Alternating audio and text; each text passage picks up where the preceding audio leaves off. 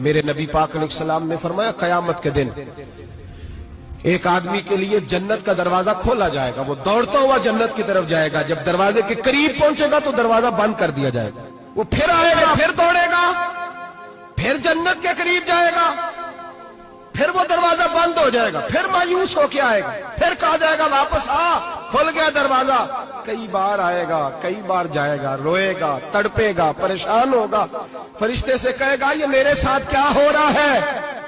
تو وہ فرشتہ کہے گا وہی ہو رہا ہے جو دنیا میں تو اللہ کے بندوں کے ساتھ کرتا تھا، تو لوگوں کے مذاق اڑاتا تھا، بوڑھوں کا مذاق اڑائے، بیماروں کا مذاق اڑائے، غریبوں کا مذاق اڑائے، وہ سمجھدار ہے؟ میرے نبی کریم علیہ السلام نے فرمایا رب کریم کے فرشتے کہیں گے تو بندوں کے ساتھ ایسا کرتا تھا، آج تیرے ساتھ ایسا ہوگا۔ میرے بھائیوں، بہت زیادہ نہیں کرتے لوگ آج مذاق؟ بڑا ظلم نہیں کرتے؟ تکلیف نہیں دیتے؟